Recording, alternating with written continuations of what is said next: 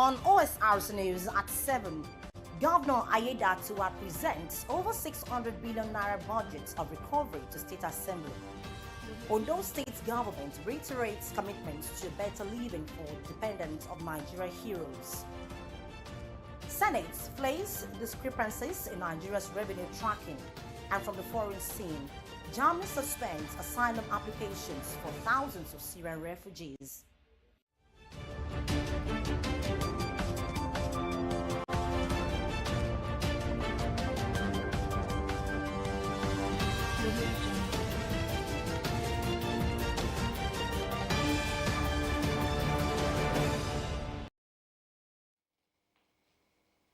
Good evening and thank you very much for joining us tonight on the news at 7 on Osrc television. My name is Oyewumi Ayenigbara. Ondo State Governor Lucky Aiyedatiwa has presented a budget proposal of 655,230 million naira for the 2025 fiscal year to the State House of Assembly. The budget, questioned the budget of recovery, was presented to lawmakers during plenary, presided over by the Speaker Olamide Oladiji. Government House correspondent Zemo Ebieme as a report as presented from our studios. The sum of 248.923 billion naira is allocated for recurrent expenditure, while 406.307 billion naira is earmarked for capital expenditure. A breakdown of the budget shows that infrastructural development has the largest allocation, with 238.572 billion naira, followed by public finance with 125.456 billion naira, education with 77.024 billion naira, and agricultural development with 56.102 billion naira. The administration of justice is allocated 13.163 billion naira, trade and industry 8.839 billion naira, health 46.016 billion naira, and environment and sewage management 13.084 billion naira, among others. Presenting the budget, Governor Aiyedatiwa expressed gratitude to the people of Ondo State for their overwhelming support during the last gubernatorial election. He acknowledged the legacy of his predecessor, the late Oluwarotimi Akeredolu SAN, emphasizing that the achievements of the past years under his leadership secured the trust of the electorate. We are fully determined to explore the economic reform agenda of the federal government as encapsulated in the Renew Hope agenda of President Bola Ahmed Tinubu and the enormous goodwill and entrepreneurial enthusiasm of our people in the best possible way to record an economic upturn in the new year. In the outgoing year, our budget was Christmas budget of resilience. Our people have demonstrated unwavering resilience and uncommon courage that have enabled us to sail through despite all odds. He further appreciated the State House of Assembly for its dedication, particularly in passing the 2024 reviewed appropriation bill, which addressed the challenges posed by economic downturn.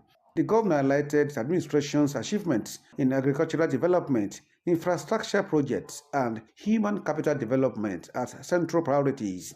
A major highlight of the governor's address was the procurement of the Ondo State Mass Metering Scheme, known as the Odatiwa meter, aimed at improving electricity distribution in underserved areas. He announced that the state has issued an interim independent electricity distribution license to an independent electricity distribution company, authorizing it to operate in the southern central district, covering the towns of Eseudo, Irele, Okitepokwa, and Ilaje. This, he said, would enhance electricity distribution and service quality. He added that a provisional license has been issued to BEDC Electricity Ondo Limited, a subsidiary of the Electricity Distribution Company, in line with the new regulations by the Nigeria Electricity Regulatory Commission to take over electricity management in Ondo State. Governor Aiyedatiwa said the 2024 fiscal year was reviewed from 395.257 billion naira to 492.045 billion naira due to inflation and the removal of fuel subsidies. The governor unveiled the 2025 budget as a budget of recovery aimed at addressing socioeconomic challenges and ensuring prosperity for the people. He said the proposed budget focuses on enhanced infrastructure, agricultural development, and socioeconomic welfare. According to him, key priorities include improving food security, expanding human capital development, fostering infrastructural growth, and adopting sustainable economic models such as the blue economy, renewable energy investments, and education development. Mr. Speaker, the above allocation is an eloquent testimony of our vowed commitment to transforming the socio-economic landscape of the state.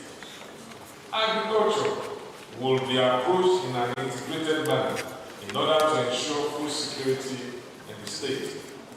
Smallholders farmers will be assisted with inputs, particularly improved seedlings, to ensure that the yield per hectare is substantially increased.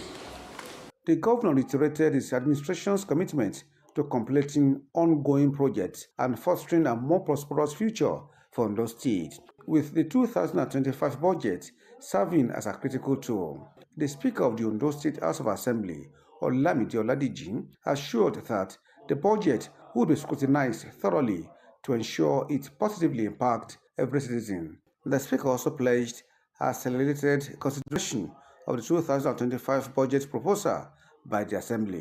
Of Assembly assure you that we give this bill the utmost priority it deserves. While we give it accelerated consideration, we will diligently scrutinize this to ensure that when it is passed, it will be a budget that addresses the most critical needs of our people. He commended the governor for his achievement, which he said contributed to his resounding electoral victory. The present administration in Ondo State will not waver in its commitment to promote the welfare of living heroes and dependents of heroes past who paid the ultimate price by serving the nation. Governor Lucky Aiyedatiwa renewed his administration's dedication to honoring the sacrifices of Nigeria's armed forces by launching the Emblem Appeal Fund for the 2025 Armed Forces Remembrance Day celebration. Governor Aiyedatiwa, at the event held at the Cocoa Conference Hall of the Governor's Office in Akure, described the emblem as a symbol of gratitude and a pledge to support those who have served the nation meritoriously. Government House correspondent Wahab Ankole has the detail. The emblem launched here at the Cocoa Conference Hall of the Governor's Office in Akure signified the official commencement of activities marking the 2025 Armed Forces Remembrance Day celebration. In an address of welcome, the Commissioner for Women Affairs and Social Development, Mrs. Lola Fagbemi, expressed gratitude to the governor for his unwavering support for initiatives aimed at improving the living standards of veterans and their families. Today, we officially launched the Emblem Appeal as a unique fundraising activity towards the support of the families of dependents of the fallen heroes and the surviving soldiers and officers who are incapacitated and unable to fend for themselves. As we embark on this important initiative, let us take a moment to reflect on the sacrifices made by the fallen heroes, veterans, and those still in active service, and members of their families. The state chairman of the Nigerian Legion, retired Colonel Olu Akpata, applauded the state government for its continued commitment to the welfare of ex-servicemen and their families. He described the emblem as a symbol of patriotism and unity, urging citizens to wear it with pride as a mark of respect for the sacrifices of the armed forces. His Excellency has continued to provide financial support for the empowerment of the widows of our fallen heroes, wives of the living heroes, and our incapacitated colleagues. Also, he has not left our veterans in the welfare packages. As a result, the community of veterans in Ondo State always look forward with certainty to receiving a treat from him. We know that this money celebration will be better than the previous ones, as it has always gotten better by the year. Governor Lucky Aiyedatiwa, who announced a state donation to Nigerian Legion in the state as part of efforts to improve the welfare of ex-servicemen, widows, and dependents of fallen heroes, also commended the professional conduct of security agencies during the recently held gubernatorial election. The governor highlighted the importance of collective contributions to the appeal fund, urging corporate organizations, government institutions, and individuals to make generous donations. The emblem we unveiled today and launched serves as a tangible reminder of the sacrifices made by our servicemen and women, both past and present. Their heroic deeds have given us the peace we enjoy today. One of the high points of this annual event is to raise funds through the sale of the emblem and donation to assist and promote the well-being of the relations of the departed ones and also those still alive but incapacitated. Aiyedatiwa expressed gratitude to local government councils, civil servants, and organizations that supported last year's celebration and encouraged those yet to redeem their pledges to do so, while reaffirming its administration's commitment to the welfare of dependents of living and fallen heroes. The men and women of our armed forces exemplified the highest ideals of service, courage, and patriotism. They have faced danger and hardship with unwavering resolve, always putting the well-being of our country above their own. It is our duty as a country to honor their service, to remember their sacrifices, and to support them in every possible way. Other activities marking the Remembrance Day celebration include Jumat service on Friday, January 10, 2025, Christian service on Sunday, January 12, 2025, and a military parade and wreath laying at the government cenotaph Alagbaka, Akure, on Monday, January 15, 2025.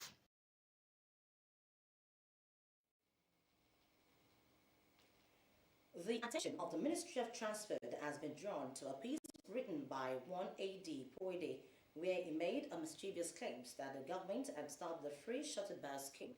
In a statement by its media and public unit, the Ministry of Transport wished to clarify that the claim is a malicious lie crafted to tarnish the image of the government of the state. The ministry stated that the purported claim is a frivolous allegation that comes from a mind that is totally disconnected from the present realities. The statement pointed out the state in its commitments to providing qualitative education for students to enjoy dividends of democracy, added an additional 5 buses to the fleet of the shuttle buses earlier this year, and already is in the process of procuring more buses as captured in the 2025 budget, which was presented to the House of Assembly today. Mr. Poide is to note that the scheme was in 12 local areas before its administration, but went ahead to extend the scheme of 17 local governments and the commencement of the boat shuttle in Ilaje and Eseudu local government area. Mr. Poide is hereby advised to confirm the current situation of the scheme before rushing to release pungent junk to the air. And in Osrc State, the federal government has directed the state government to suspend the planned foundation laying of an international airport in the state. A directive to this effect was communicated to the Osrc State Governor, Senator Ademola Adeleke, in a letter signed by the Permanent Secretary, Ministry of Aviation and Aerospace Development, Dr. Emmanuel Miriboli. The suspension is to last until all issues regarding the petition on the existing airstrip expansion are resolved. Governor Adeleke was drawn to the federal government owner of the airstrip, of which the state government had made arrangement to expand into an international airport. The ministry says the presentation administration is mindful of funds already expended on the airstrip and we want duplication of efforts and wastage of resources.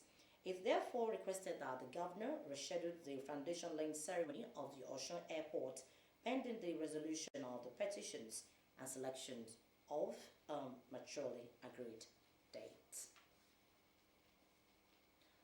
President Bola Tinubu has appointed Mr. Shamsuddin Babatunde Ogunjimi as the acting Accountant General of the Federation.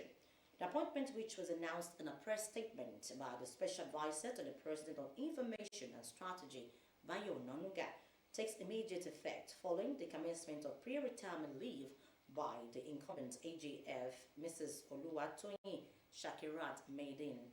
Ogunjimi, a career civil servant and the most senior director in the Office of the Accountant General of the Federation, brings over 30 years of experience in financial management across both the public and private sectors. President Tinubu expressed confidence in Ogunjimi's ability to strengthen Nigeria's treasury operations.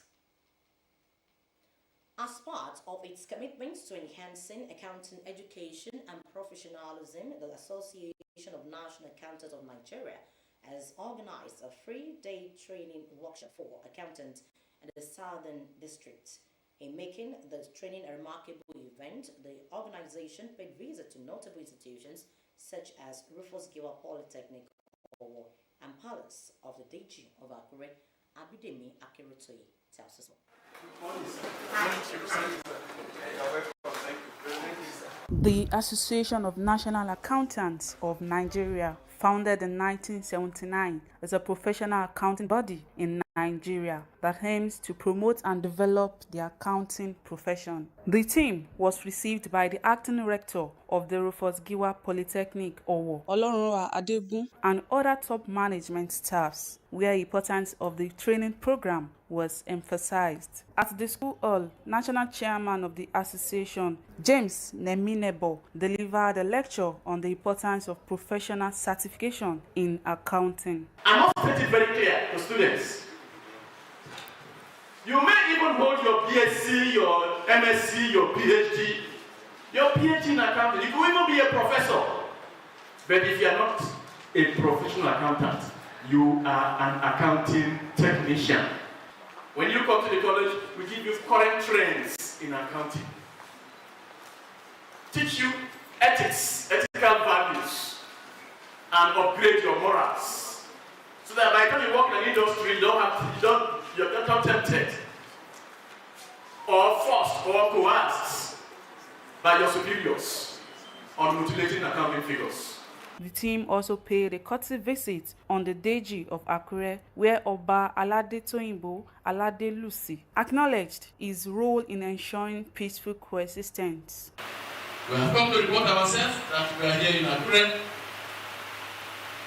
and this year on a training program to train all our members in the southwest zone of Nigeria. Not only southwest zone, those of them who missed out in the other trainings will all come here.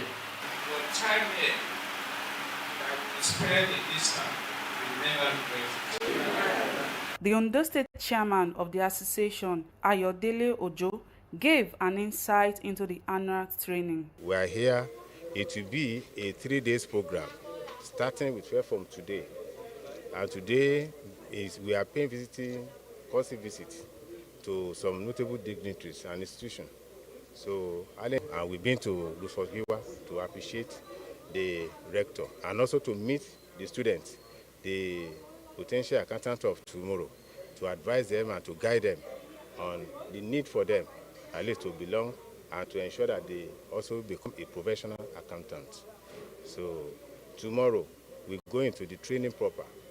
The training proper now will deal with this topic that I've really said, where we have facilitators and guest speakers that we do justice to this.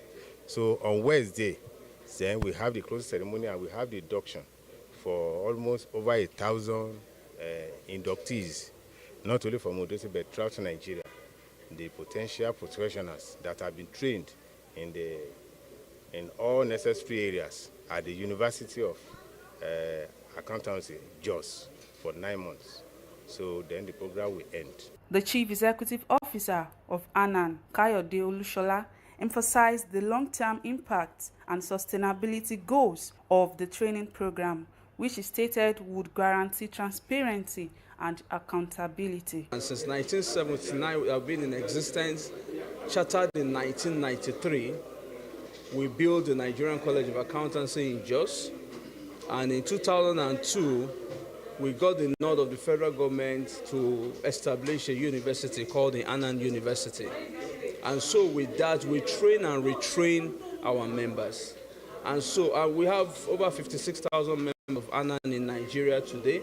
Nigeria, UK, US, Canada, Cote d'Ivoire, and Cameroon. Over 56,000 of them. And so from this MCPD, we expect them to get latest development in the accountancy profession. The annual training program underscores the organization's dedication to fostering a community of IT.